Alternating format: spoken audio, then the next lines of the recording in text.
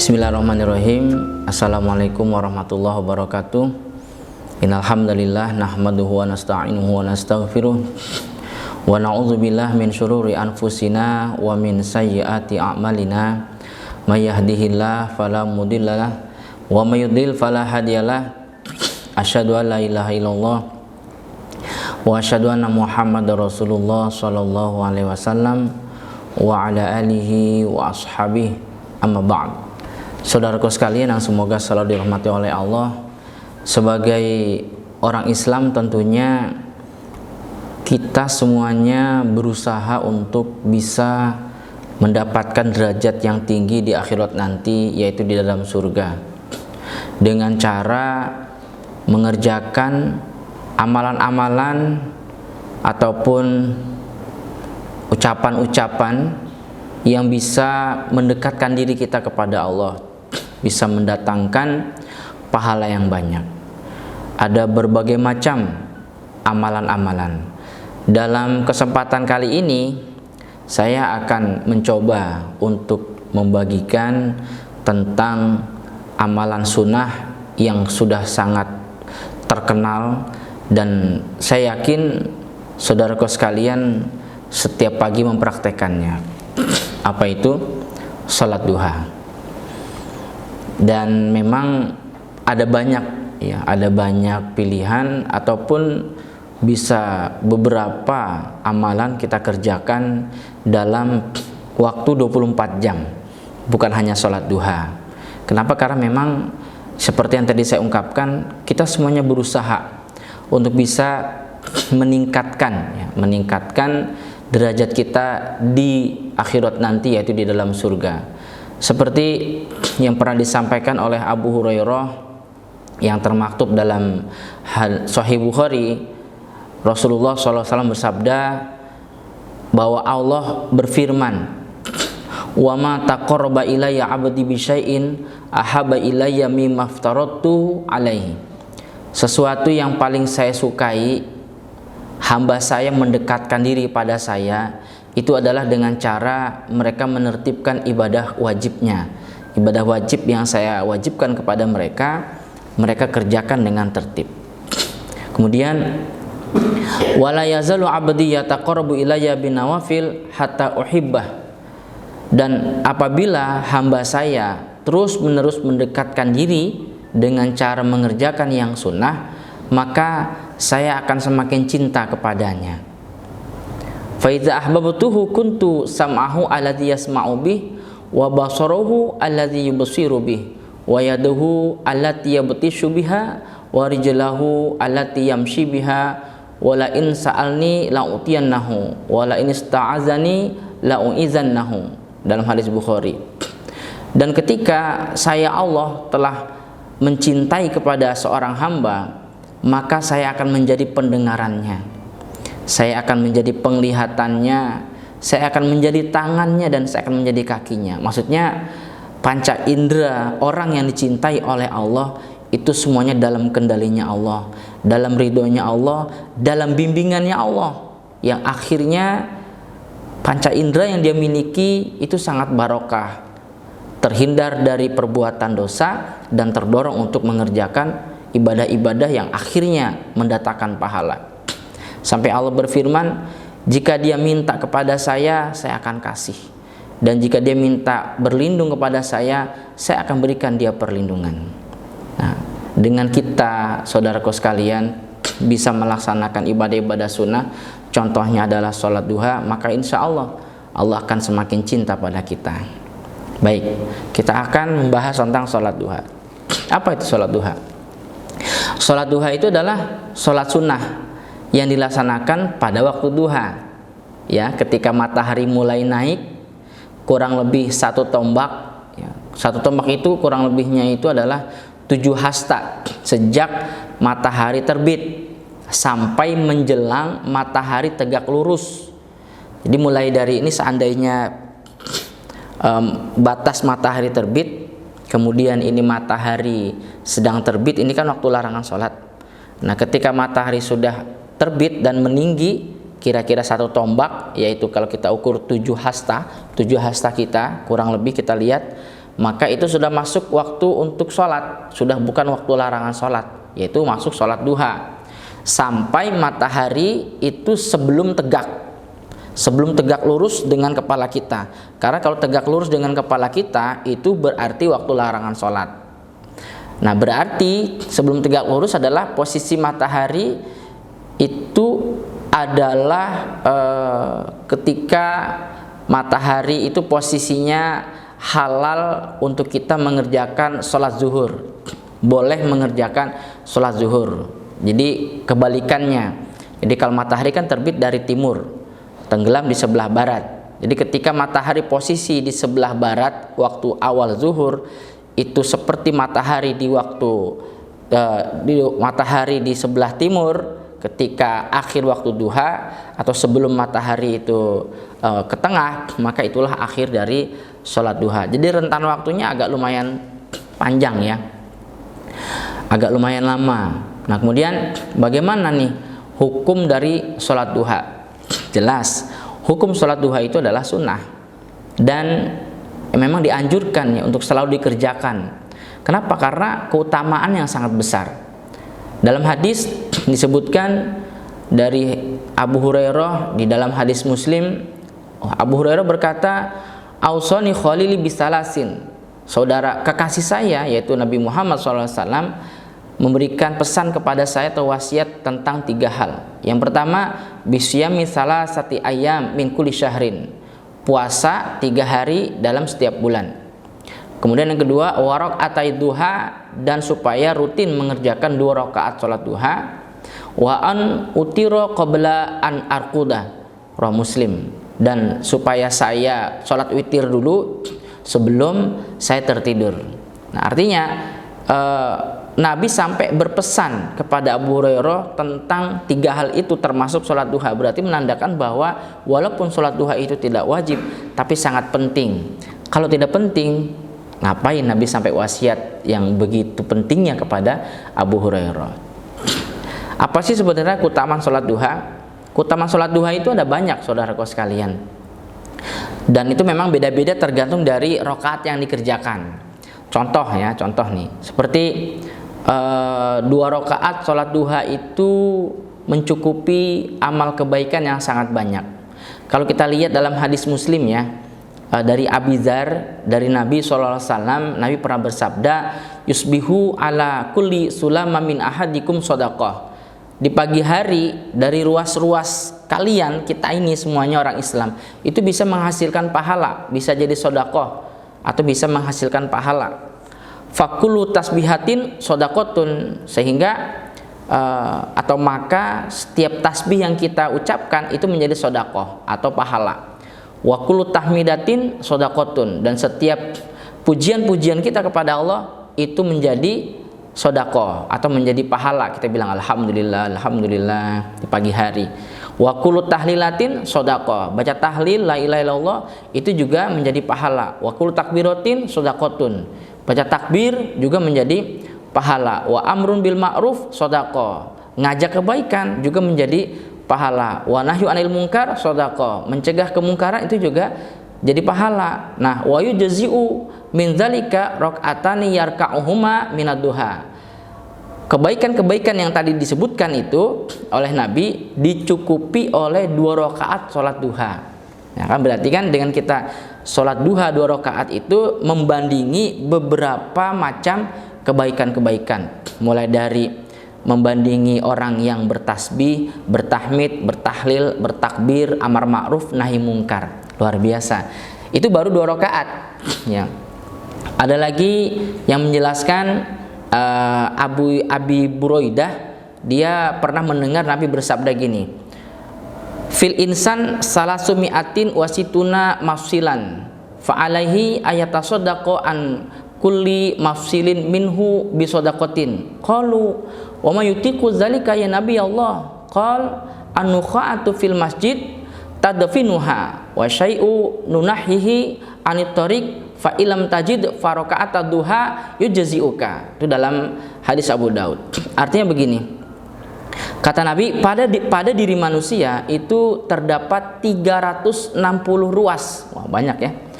Maka dia mempunyai keharusan sedekah dari setiap ruasnya. Maksudnya dari setiap ruas itu supaya mengerjakan kebaikan.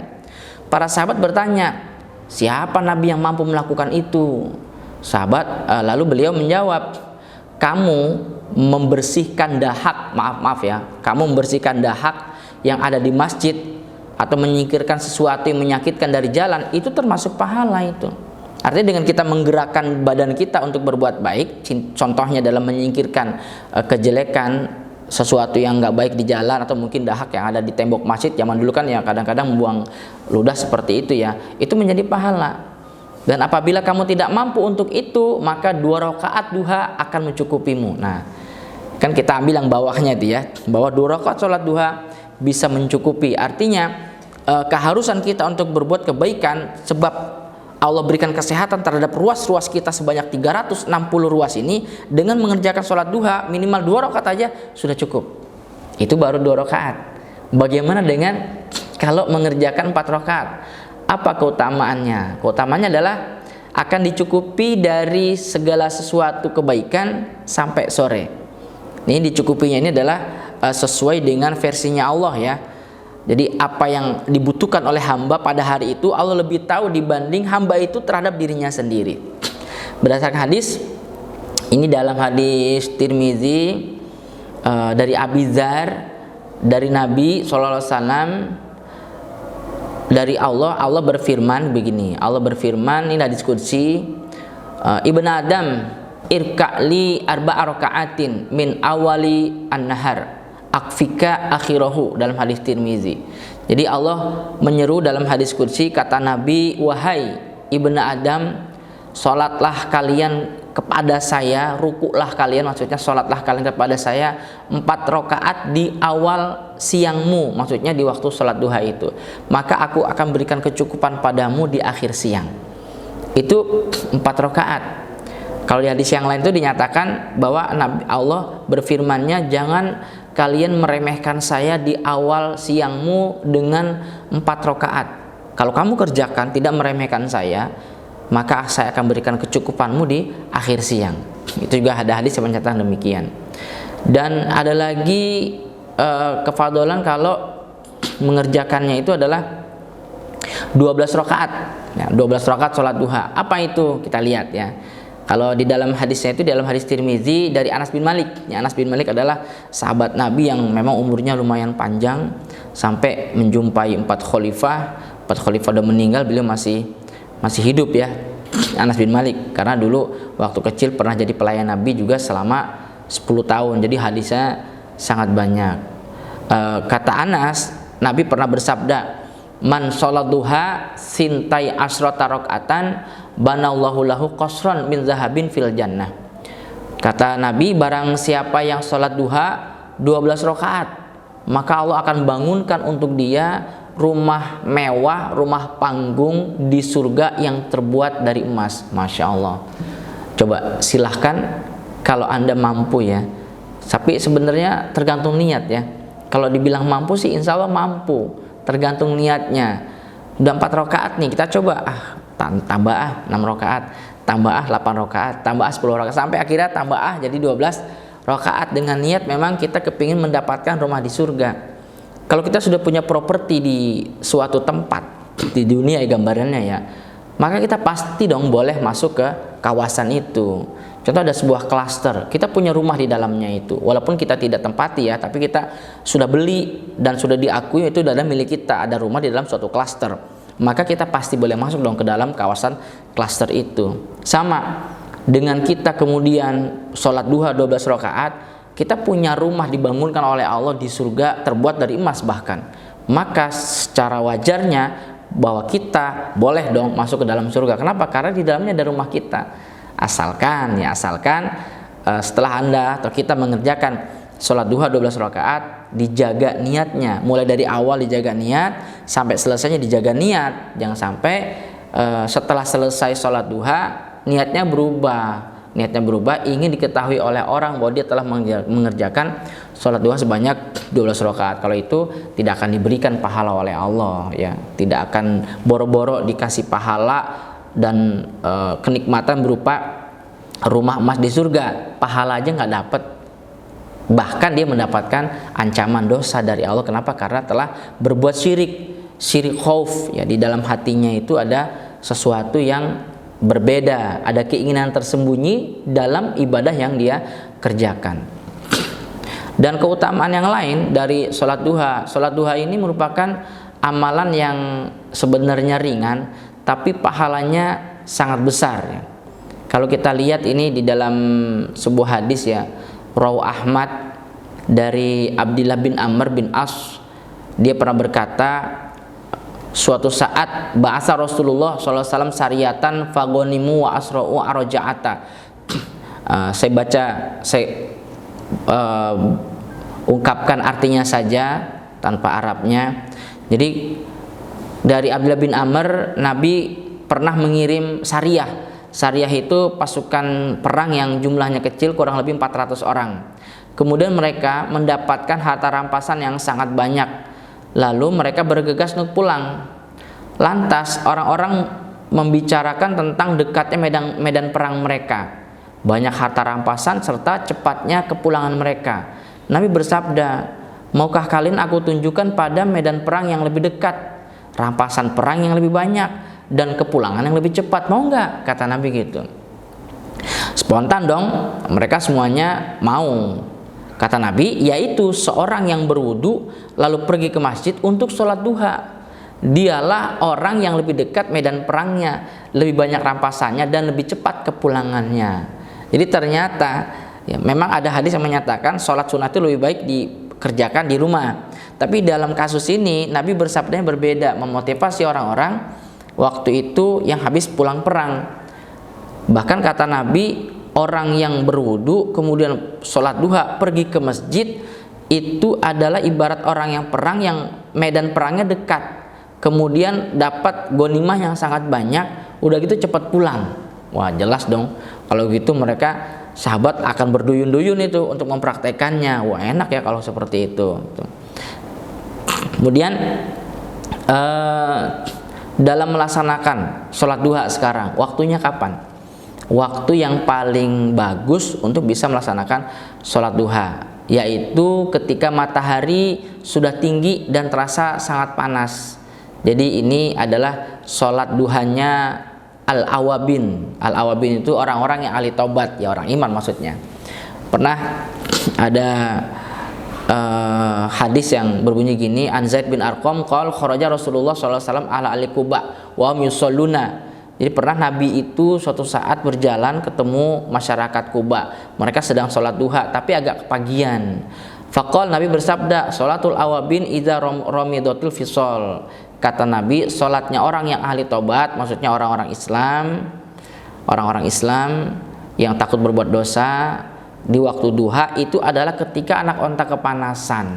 Nah, berarti kalau anak onta kepanasan, ya, kalau di Indonesia ini ya kira-kira pukul berapa ya? Pukul 9, setengah 10. Tapi lihat juga sih daerahnya atau wilayahnya, ya, wilayahnya. Kalau di daerah Jawa Barat mungkin yang dingin, atau daerah lain yang dingin, yang gampang hujan, ya, mungkin pukul 9 atau pukul 8 masih belum kelihatan mataharinya, ya. Tapi kalau di daerah yang seperti mungkin di Jakarta atau mungkin di Surabaya, ya, itu pukul 7, setengah 8, pukul 8 aja sudah matahari terontong-terontong, panasnya itu lumayan terasa gitu.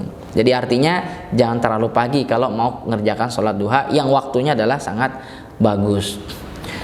Itu tentang waktu. Dan tentang jumlah rakaat tadi sudah saya sampaikan juga bahwa ada yang 2 rakaat, ada yang 4 rakaat berikut dengan keutamaannya, dan ada yang juga yang 6 rakaat. Memang di dalam yang 6 rakaat ini Nabi tidak menjelaskan tentang kefadolannya, hanya memang ada hadisnya. Anas bin Malik, ada Nabi ya sallallahu alaihi wasallam karena yusolid duha sita rakaatin. Nabi pernah sholat duha, kata Anas bin Malik, 6 rakaat. Bahkan juga pernah 8 rakaat. Ya, ada dalam hadis Bukhari, kalau yang tadi hadis Tirmizi, yang 8 rakaat itu bunyinya an Abdurrahman bin Abi Laila qol ma hadatsana ahadun annahu ra'a an-nabiyya sallallahu alaihi wasallam yushollid duha ghairu ummi Hani.